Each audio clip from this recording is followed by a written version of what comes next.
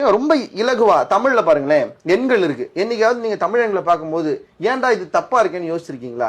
8ஓட 10 சேர்த்தா 80, 9ஓட 10 சேர்த்தா 90. நான் சொல்றது புரியுதுங்களா? 10, 20, 30, 40, 50, 60, 70, 80, 90. 100 இருக்கு. நீங்க அடுத்து பாருங்களேன், 100, 200, 300, 400, 500, 600, 700, 800, 900. ஏன் இது மாறுச்சுன்னு யாராவது கேள்வி கேட்டிருக்கீங்களா? இது வரைக்கும் யோசிச்சது இல்ல. யாராவது யோசிச்சாது இருக்குமா? வள்ளலார் தான் அதை சொன்னாரு ஏன் அப்படின்னு. அப்ப படிக்கல வள்ளலார், இன்னும் இந்த பக்கமா அந்த பக்கமான்னு சண்டை போட்டுட்டீங்க. வள்ளலார் முதல்ல உள்ள வாங்க, அது ஒரு யூனிவர்சிட்டி, அது உள்ள வந்து முதல்ல பாருங்க. அவர் ஒரு விளக்கம் கொடுக்குறாருங்க. அந்த மாதிரி ஒரு விளக்கத்தை இது வரைக்கும் எந்த தமிழறிஞர் கொடுத்திருக்காங்கன்னு யோசிச்சு பாருங்க. அவர் சொல்றாரு, 1, 2, 3, 4ங்கிற எண்ணிலேயே 9ங்கிறதே ஒரு பெக்யூலியர் நம்பருங்கிற.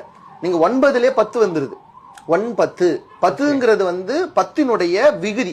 20, 30, 10னா 10 அர்த்தம். 2 10 20. அப்ப இந்த இடத்துல 1 10 அதான் 9. 10ஏ வரல, எப்படி 9 வந்தது? 8 9 10 9க்கு அப்புறம் தான் 10 வருது. அப்புறம் எப்படி முன்னாடியே 10 வந்தது? இப்ப வள்ளல் பெருமான் சொல்றார், தொல்காப்பியர் ஒரு இலக்கணம் கொடுக்குறான்னு வச்சுக்கோங்களேன். 9ஐயும் 10ஐயும் சேர்த்தால் ஏன் 90 வரும், 9ஐயும் 100ஐயும் சேர்த்தால் ஏன் 900 வரும்ன்றதுக்கு அவர் ஒரு இலக்கணத்தை சொல்றாரு. பட் என்ன கேட்டீங்கன்னா, இட்ஸ் நாட் அக்செப்டபிள். வள்ளலாரே சில இடங்கள் அதை அக்செப்ட் பண்ணிக்கல.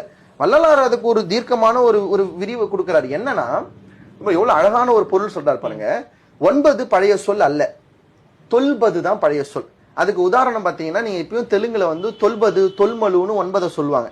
தொல்பத்து அப்படிங்கறது தான் பின்னாடி 9ன்னு தெரியுது. தொல்பத்துனா என்னன்னா தொல் கூட்டல் 10. தொல்னா என்னன்னா 1 குறைந்ததுன்னு அர்த்தம்.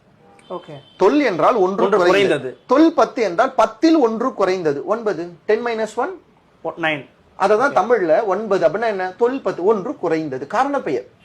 இப்ப 90க்கு வாங்க, 100ல் 1 பங்கு குறைந்தது, அதனால 90.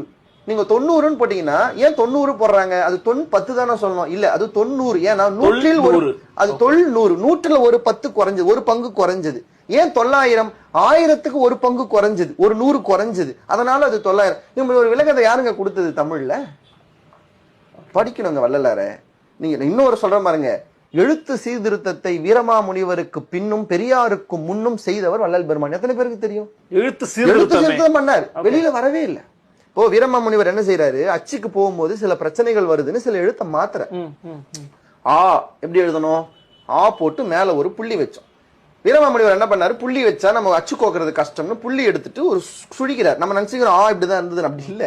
ஒரு எழுத்து எப்ப உருவம் அடையும்னா 2 முறை அடையும். இயற்கையாக ஒரு உருவ மாற்றம் அடையும். நீங்க கல்வெட்டுல இருந்து வட்டெழுத்து மாறுறதுன்னு